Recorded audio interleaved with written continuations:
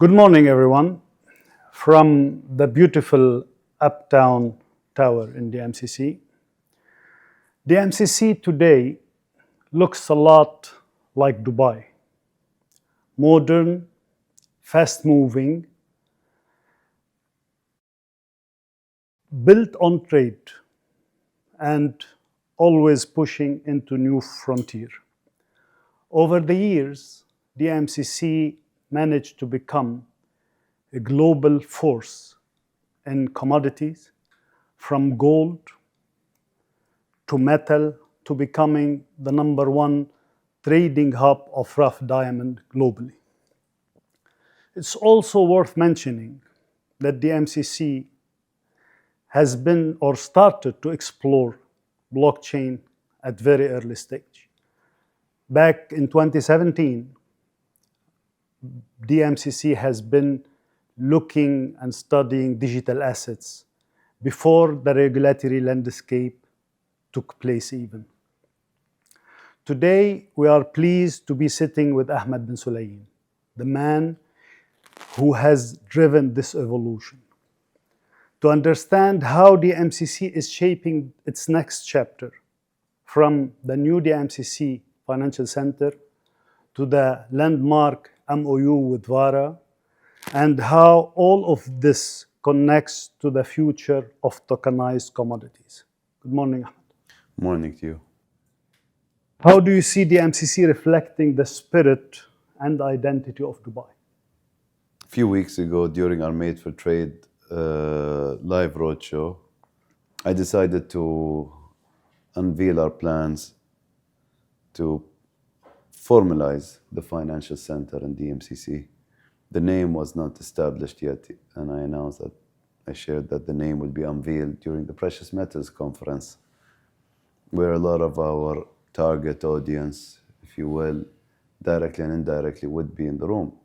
The financial center is named FinX, so there wouldn't be any confusion with any other hub. You can look at it from different perspectives. If you ask the diamanteers, they always look for proper financing, consistent financing. We're not talking about one transaction. You're talking about seasons, years, whether they're in the mining organization, whether it's rough, polished, whether it's to store diamonds. There are multiple reasons, but diamond financing, if done well, it's one of the most secure businesses if you know what you're doing. If you understand, the difference between D flawless, I, and G grade and things like that. It also requires banks to familiarize themselves with the diamond industry. But that's just one commodity. I did not mention the other color stones. I did not mention gold mining, gold trade, bullion trade, minting, other commodities. So you have to understand, we're looking at it from a different perspective. What encouraged me is our crypto center. We're nearing 800 companies in crypto, blockchain, and Web3. Our successful launch of the Wealth Hub, which from day one, we started with 1,800 companies in the financial sector, members in the financial sector of DMCC. We have over 1,620 companies with around 2,200 licenses. So if you put yourself in my shoes, I'm thinking, what is left? What's left is we just formalize it to ensure that opportunities are captured by Dubai and the United Arab Emirates. Do I want to create a regulatory system in DMCC? No, I'm happy working with VARA. I'm happy having our members settle disputes using some of the services that DIFC courts allows us. We're talking about an agreement that was signed in 2014 and ratified multiple times since then. It brings more activities and footfall to DIFC courts. We have signed and worked closely with the Emirates Security and Commodities Authority, whether you look at it from Dubai Gold and Commodities Exchange or our clearing counterparty or clearing house, the Dubai Commodities Clearing Corporation. So I see a lot of opportunities that I do not want to miss, but more important than my own opportunities, I'd like the market, the regional market, especially the ASEAN market and the global financial hubs to be aware that the doors are open here. and it's an open dialogue. Yeah. So I'll take you back a little bit. Sure, I digress. Behind. My Yeah, apologies. yeah. So what did you see in 2017 and others didn't to start exploring blockchain? There's a bit of history. Always history is good. There's a bit of frustration with the conventional finance that I've always had. If you look at the history of trade flow, starting from Dubai Commodity Receipts, when it was Dubai Commodity Receipts, it was a warehouse system, bringing in collateral managers, warehouse operators, insurance, and traders and bankers all under one system. It was in line, I believe, with Basel 1 and 2. I don't know if we've reached Basel 3. But it was just to bring all of those players in one system, where if there's an issue with the transaction or the facility, the banks hold the goods or commodities as collateral. This brings more confidence. It serves the small players to find finance and do trade they wouldn't have otherwise. But it is also convenient for the big players to make a bigger transaction within the year itself rather than wait 2-3 years. So all in all, it's good for the business. It makes it lowers the risk, brings down the friction, and there's more business. A lot of the banks that we dealt with did not want to diversify. I worked with National Bank of Dubai, and things changed when it became EMBD. They're a board member in Dubai Diamond Exchange. They follow DMCC really well. I'm happy with RAK Bank. I'm happy with FAB, Abu Dhabi Commercial Bank. I have a good history with them. Without banks like Abu Dhabi Commercial Bank, Almas Tower wouldn't be a success. Most banks didn't want to finance ownership of offices by corporation. To my luck, Abu Dhabi Commercial Bank had the competence and resources and actually were geared for it. So knowing that it was a thin line between Almas being a success and a failure rubbed me the wrong way. And then during the global recession or shortly after, I'm aware of the UAE Central Bank sending a circular to all of the banks within the UAE to not put all their eggs in one basket, retail, construction, and property. So I heard about it and I react, even though I wasn't copied, I knew about it. What was my reaction? Sitting with every bank, showing them the different sectors within DMCC and the future sectors and commodities. Didn't move them. I think what it is, they don't do enough. And it's the patience, I believe. I believe a lot of the conventional banks are stuck into performance within one annual calendar year after the other and engage with so-called Big Five consultants who can't see beyond the yearly end-of-year service or Comfortable bonuses. zone. You're nice. I call it lazy. Yeah. I mean, if you have money like that, just put aside something to diversify. I mean, you have the central bank advising you to do so. I mean, it looks like that crypto will be more sovereign than dollar in the Western world than it is, and who would have thought, right? My own warmth towards crypto and Bitcoin has more to do with how it's become a human right.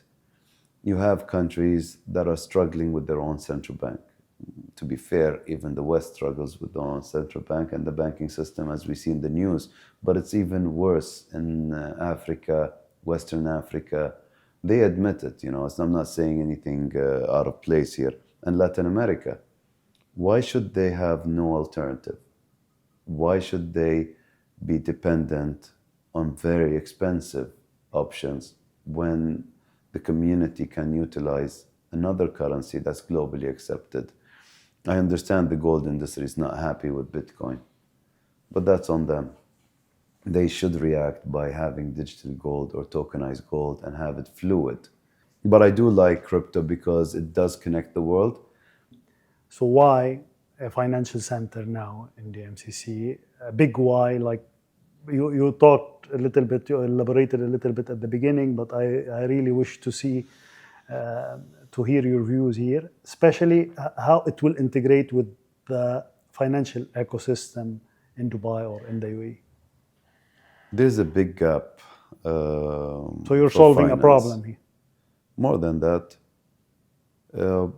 I believe today no one can argue that DMCC contributed in one way or the other, or multiple ways, to make the UAE the second leading commodities trade hub in the world. Yes. And a lot changed in the last few years. The central bank, applied some new systems, upgraded some systems. They had to be in line with international standards. And how else would the UAE be off the grey list and the EU's high-risk watch list if the central bank and the Ministry of Finance didn't do their job? So I'm very grateful and thankful. But now I know that on a federal level, we're up to standard with the international community. So I see less risk from that perspective. And in 5 years, from 18th global index as a financial hub, the UAE is now 11th, or Dubai is now 11th. What we've achieved for commodities, we're looking to do the same for the finance side. You may wonder, what makes DMCC different? Well, DP World is an expert in providing finance for goods and shipment or moving. We'll be the ones that be pretty much multi-diverse, multi-dimensioned, and we will bring the expertise that provide finance for goods and commodities at rest. Talking about UAE or DMCC becoming global trading hub and commodities hub. So what lessons you've learned in this experience, and how can this be applied on the digital asset space? You have to understand, I'm a bit agnostic on what people enjoy, as long as there are options. So I'm not knocking the conventional. I'm not saying everything should be tokenization. I'll give you a story. You're ahead of me, Ahmed, always. I'm asking questions, so you're answering. I'm just saying, you yeah. need to understand that I'm a bit agnostic on what people would prefer. Yeah. So, we have the UAE bullion coins. As soon as Burj Dubai was rebranded as Burj Khalifa, it opened the door for me to introduce the first United Arab Emirates bullion coin, tallest tower in the world, named after the president at the time. How could it not be? And then there was the Palm Jumeirah with Sheikh Mohammed bin Rashid Al Maktoum, and the recent ones with Louvre Museum, Sheikh Mohammed bin Zayed, and the Museum of the Future, another one for the Vice President. These are coins, you can find them at IBV Gold, anywhere in the world. So, there are so many angles. You look at DMCC and you think a proper financial hub. But I don't want to call it a financial hub or a financial center. I don't want it to be sounding similar to Qatar Financial Center or Cairo Financial Center or DIFC or ADGM. FinX is the word that shows that it's a bit of conventional and the future.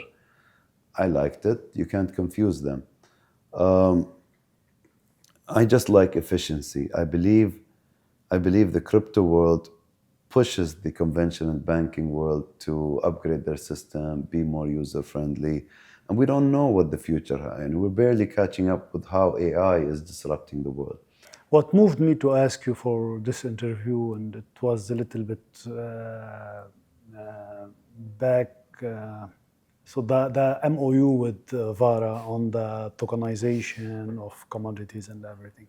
So this was before FinX DMCC.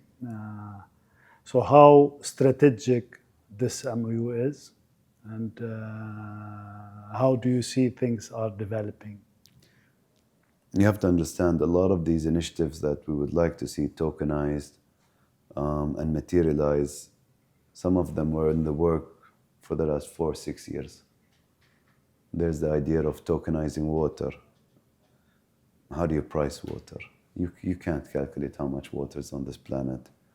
So they they have an algorithm or a system where they see how much water is required for the crops, which, mind you, probably changes as the farming gets more efficient. It hasn't happened yet. I know some have patents, etc. Then you have the idea of gold tokenization. Depends on who you're talking to. There are different reasons and different products coming up with that. It's a process. It brings in more buyers. It brings in more investors. My concern is mostly bringing something that can be trusted with more confidence and more transparent. So it may not be a product that will be the next Ethereum or Bitcoin, but the investor should know.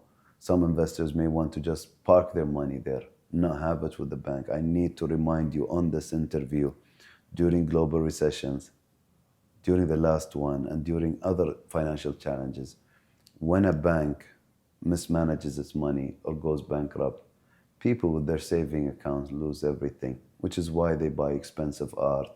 They buy a unique property in the Hamptons, shares in a football club or a basketball club. They know it won't be over-regulated and value dissipating or stuff like that. So it makes sense. I never understood what's the big deal with these rare arts growing up. But listening to Michael Saylor, who, I don't think there's anyone promoting Bitcoin more than Michael Saylor. In a special way. Too much for me. I don't like it when he says take a mortgage, and that's a bit much. He's doing this. He's taking by his advice. So he's taking. He's putting his money where his mouth is. I'll give him that. But what I do like about Michael Saylor is that he does put up, and you'll probably find it on the internet. He says, if you don't trust Bitcoin, fine. Then find some of the rare Da Vinci art, or buy yourself a share in one of the top basketball clubs. We're talking about protecting the value of your hard-earned money.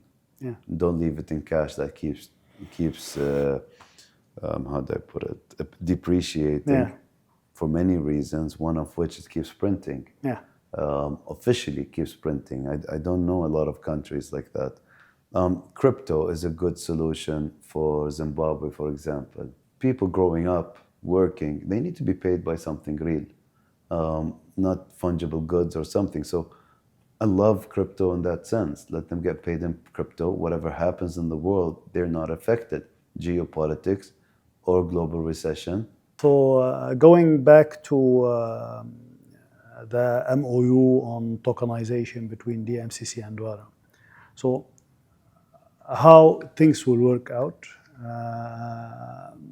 How do you see you both sharing the responsibilities and mandates?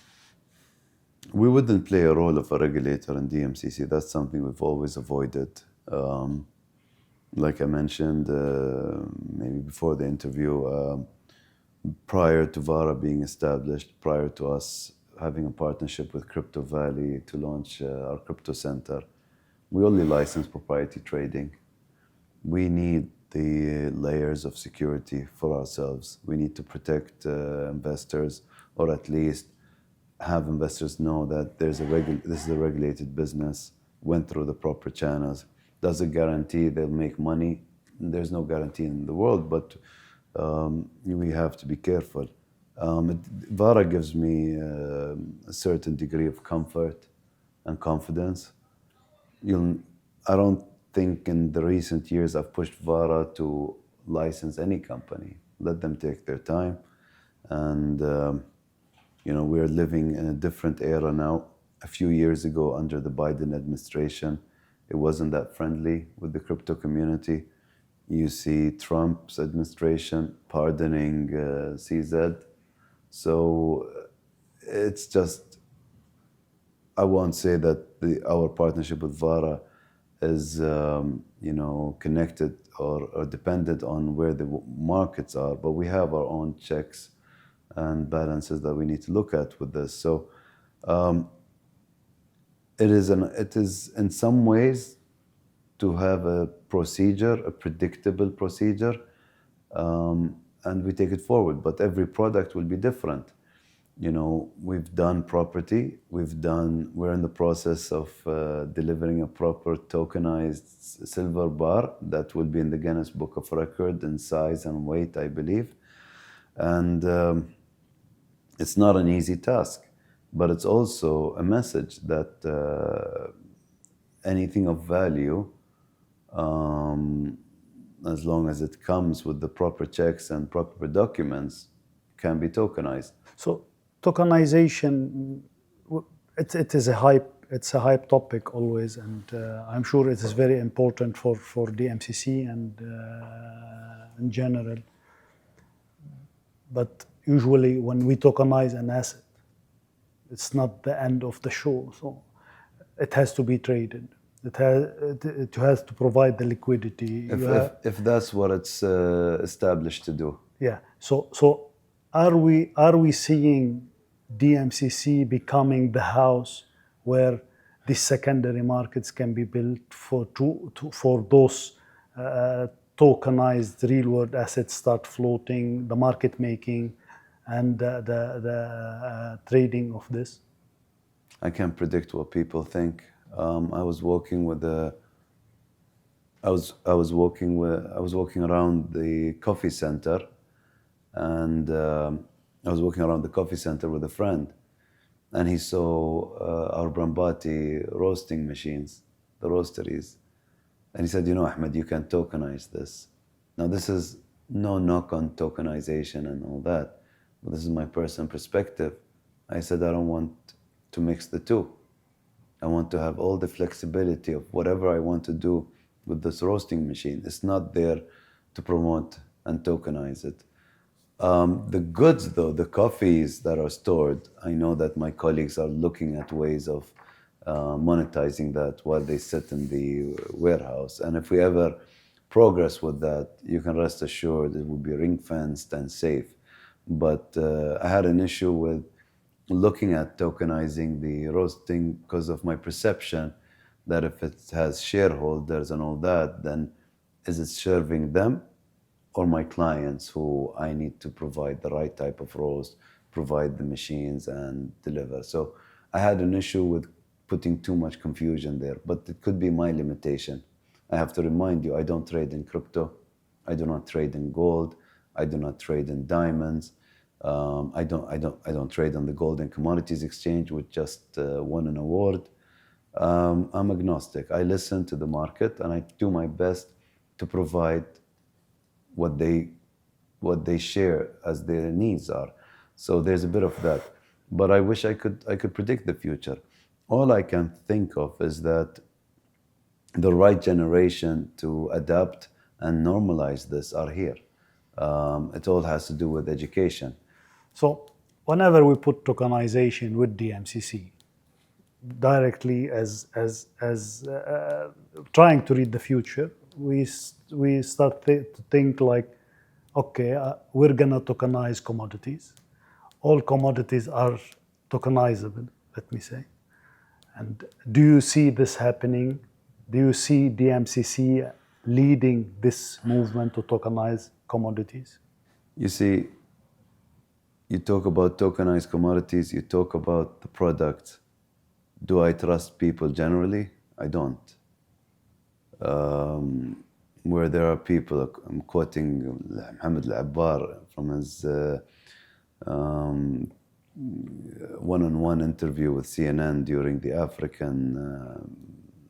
one African event, I forget the full name. And they were asking a lot of questions about corruption in Africa. He said, well, the biggest losses happened in the US. It's not exclusive to Africa. Where there are people, you'll always have some of it. So it depends. It depends. I think what will happen is that the tokenized markets and the products and the businesses behind it will build a reputation, and that reputation will bring in more investments. It's hard to predict. When I look at Bitcoin and Ethereum, personally, I really don't care about the prices that it takes. Goes up. Yeah, it exceeded my expectations. When it was 50, I felt it was too much. When it was 80,000, I felt it won't get any higher. But Bitcoin is one of the best examples of how people can't predict anything. But I like crypto and Bitcoin for settling trades. I like the fact that countries for example, Ecuador uses the US dollar. So they're at a disadvantage with exports, which are cacao, coffee, and other agri with Colombia that has a much cheaper currency pair. So, importers might switch to Colombia. Now, whether them utilizing a crypto type of system would level the playing field or not, it could, but at least they don't need to pay a lot to be utilizing the US dollar. So that's how I see it. It's the volumes, the business, and whether it becomes whether the value goes up or down is irrelevant to me.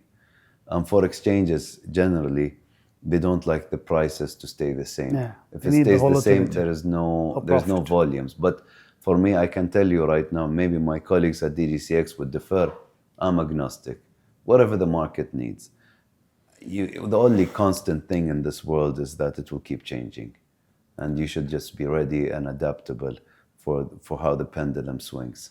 So you did a lot in the past years for Dubai, for DMCC, and you brought all these records.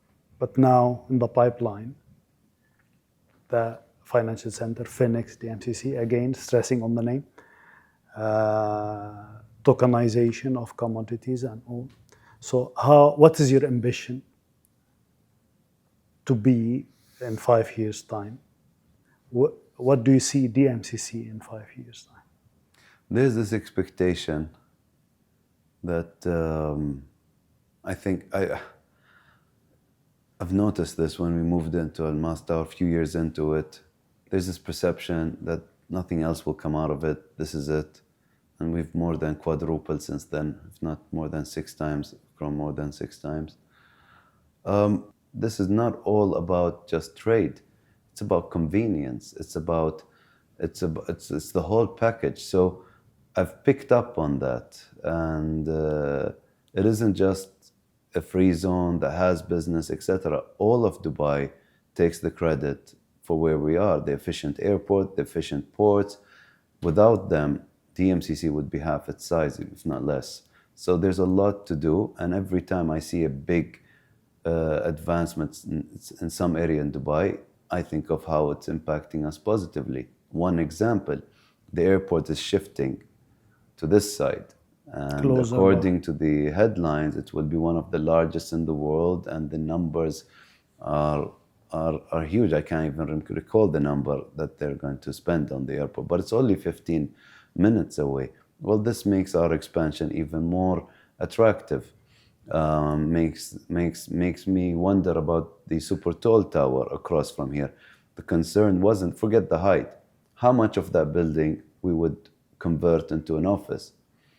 40% looked okay, but after DMCC noticing that the airport will expand and there will be one 15 minutes away, that changes it to a bit higher. 70. And now that we're officially a financial center, in addition to being a leading commodity center, I think it can grow a little bit, take a bigger margin.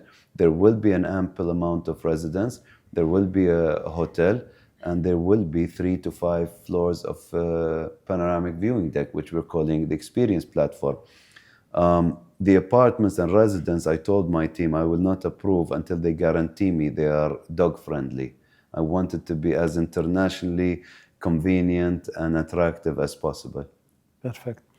So, everybody, this was Ahmed Bin Sulayem. Thank you. Thank you very much.